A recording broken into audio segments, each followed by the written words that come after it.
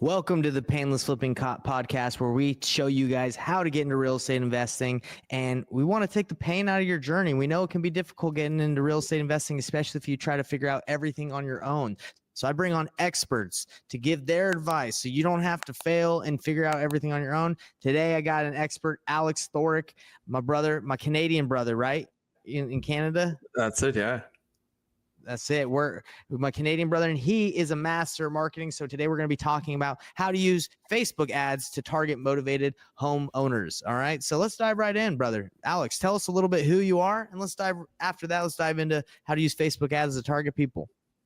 Sure. So I've been in the marketing space for the last 7 years, working with many different businesses, local businesses, service-based, and we've used Facebook ads quite a lot. So, well, at this point, I guess we can call it Meta, because Facebook has everything under, so it's Meta. Facebook and Instagram go under Meta with WhatsApp and Messenger and all of those platforms that they own and run. So we've been basically helping our clients push the word about their products and services out there and build out systems to generate those leads, because that's what each and every business needs. If you don't have leads, you have no business.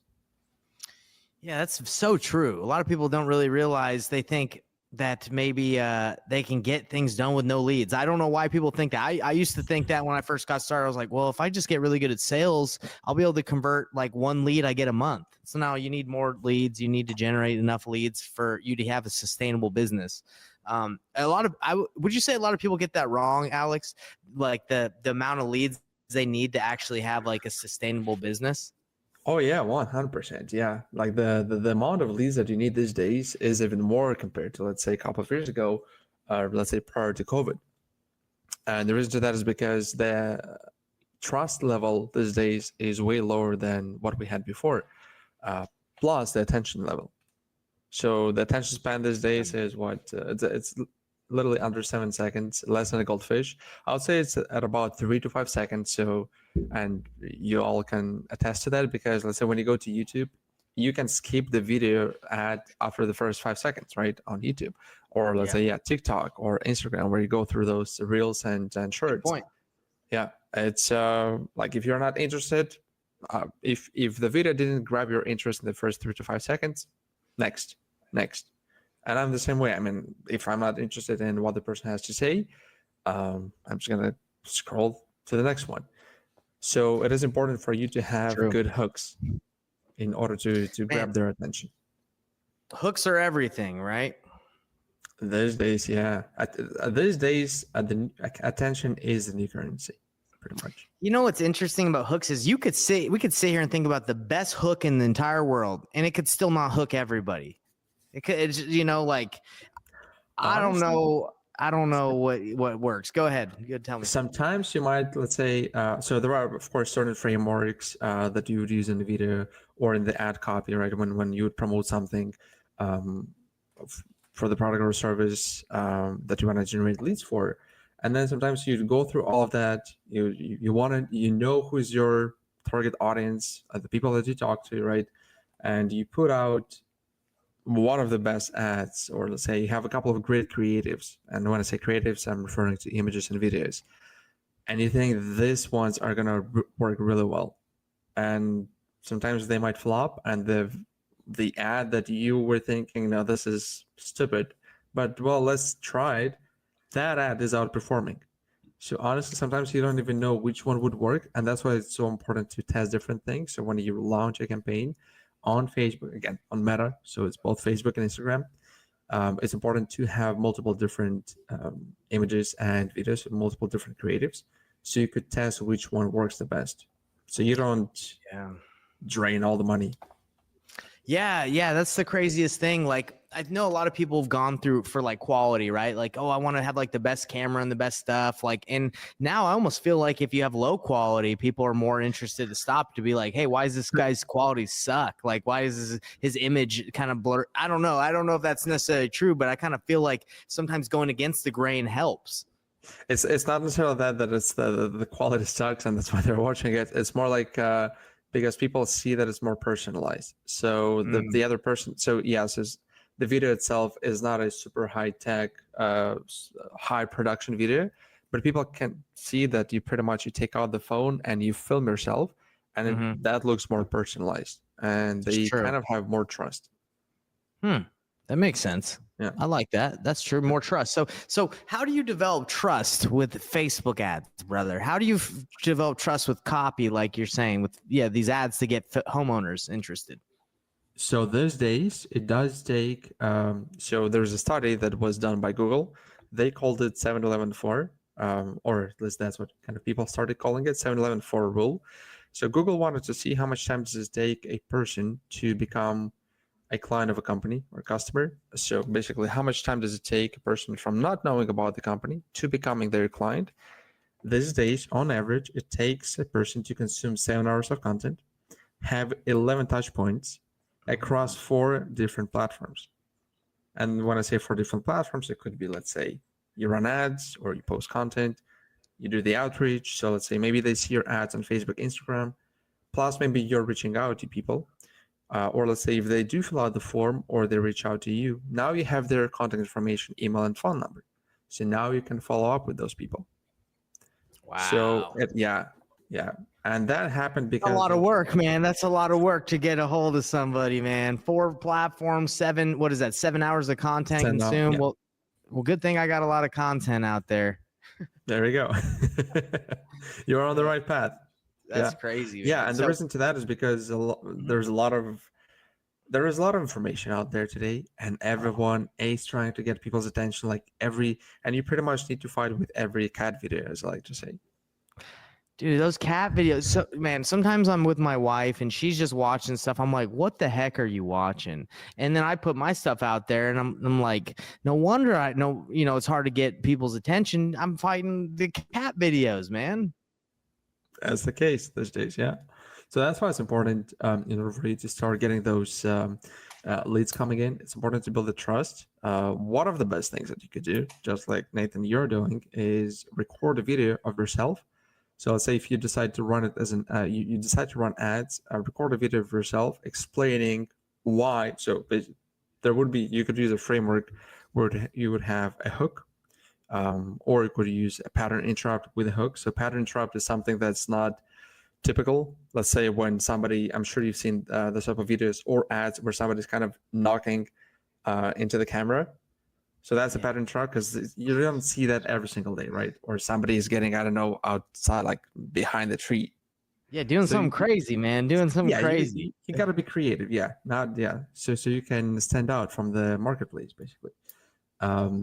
Then you would have a hook, which would be part of that. So you could merge them together. So you could call out the audience, right? With that hook.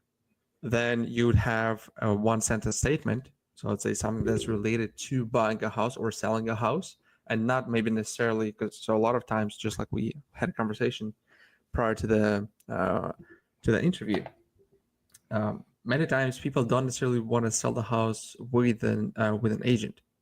So that's something that you could also use for yourself, and start with that statement. So I'm writing this down. So pattern interrupt. Yeah, number pattern one, interrupt, right? it takes about like a second and a half, second or two. And you're saying knock the camera, like knock or like cough knock or on do the something. camera. Yeah. Okay. Yeah. And then you said hook. Then you do a hook. So the hook could be basically the call out. Let's say, are you a homeowner living in this area? Okay. Something like that. Yeah. So it's kind of a some people call it, well, it's not some people, it's in the world of marketing, you would call it dog whistle marketing, where you're calling out specific type of people and only they will react to it, because everyone else, let's say if they don't own a house in that area, or maybe they own a house but not in that area, they're not going to listen. And you don't necessarily need those people. Yeah. Then after that, you have what else? So after the hook, it's a one sentence statement. So that's where you could mention something about not necessarily working with the real estate agent, that there is another way of doing things. It's as simple as that. Yeah.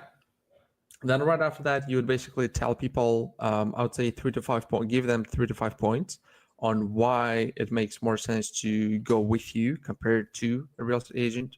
So you can have multiple different ones, right? So working with a real estate agent is just one example, or not working with them. And basically give them 3 to 5 points explaining what makes more sense for them to work with you. And then at the end, there's a call to action. So for the call to action, it could be either click the button below or literally message me.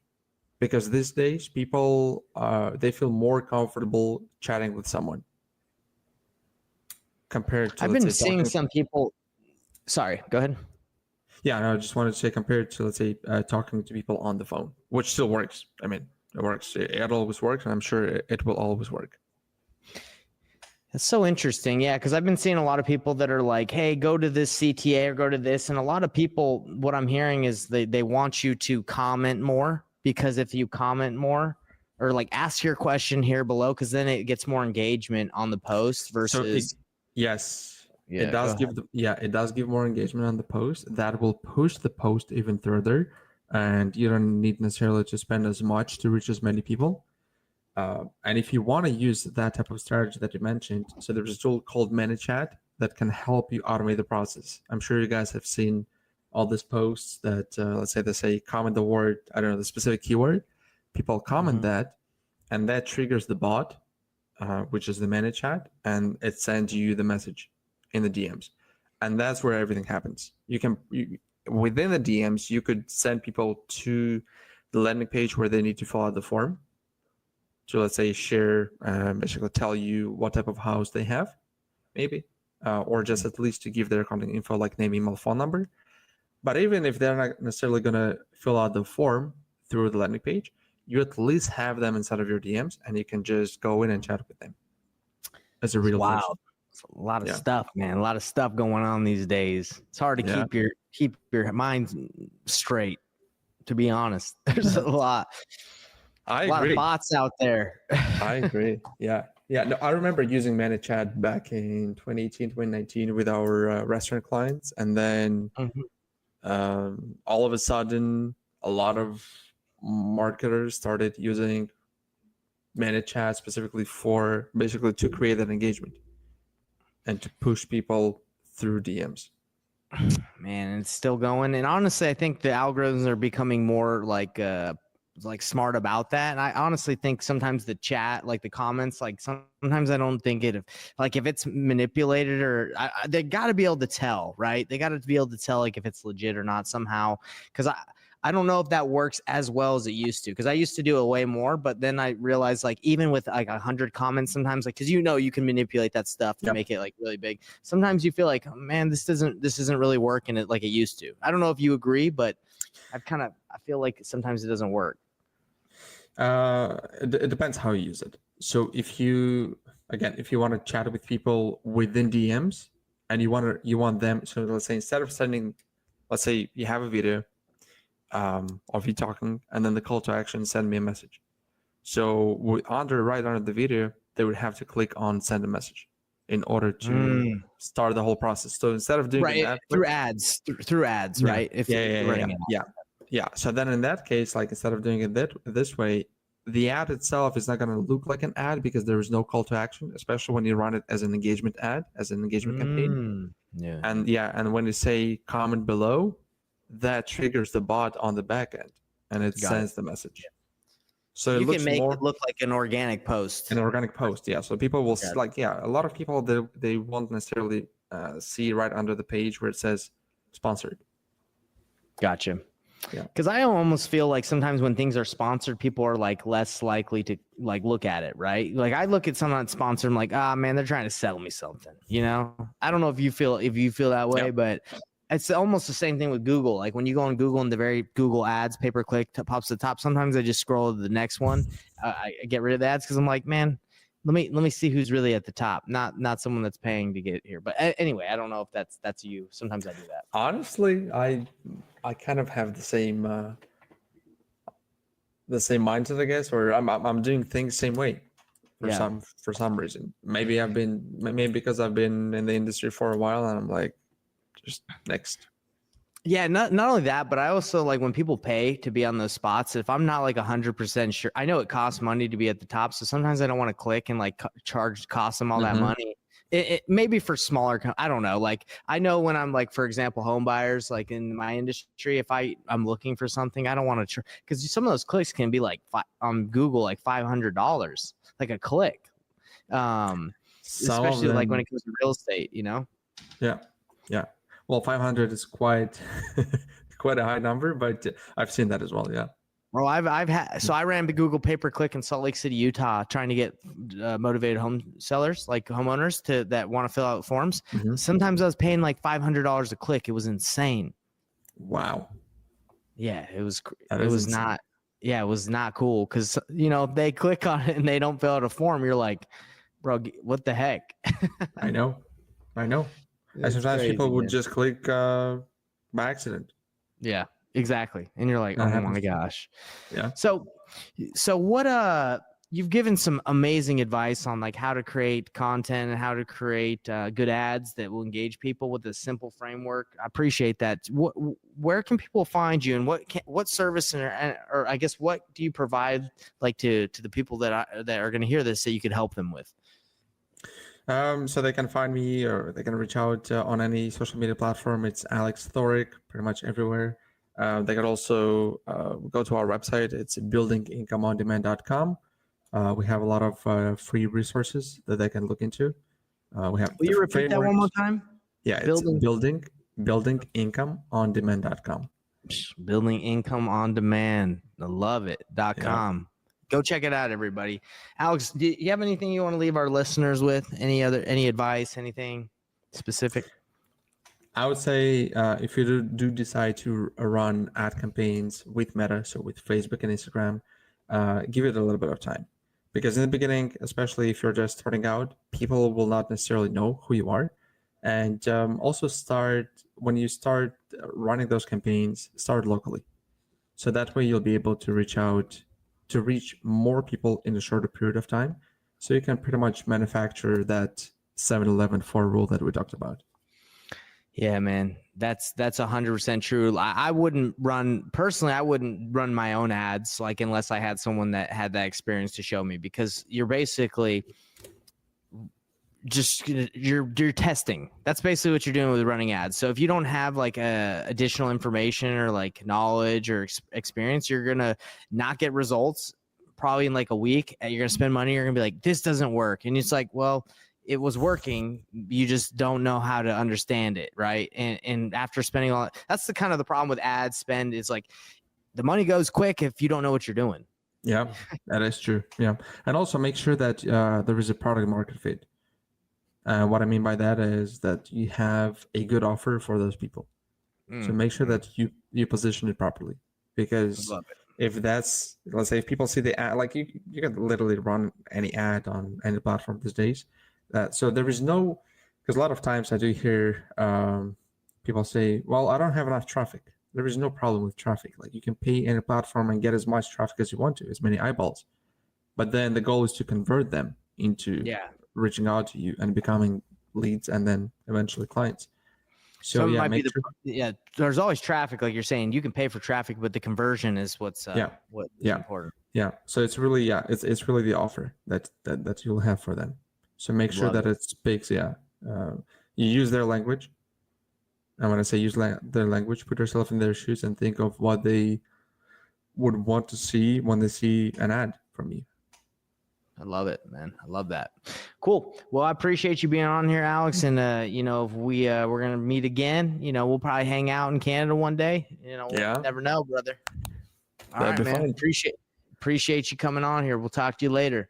Thanks for having me. Hey everybody, what's up? It's Nathan Payne, and for the first time ever, we just released this insane training bundle that has literally everything that I've learned from doing a combined 4,000 deals in real estate, all from starting with absolutely no previous business background experience or any real estate experience. Plus, there's over $19,000 worth of free gifts that we're throwing in, all for an insanely low price. If you want to get your hands on this, be sure to click the first link on the description below right now.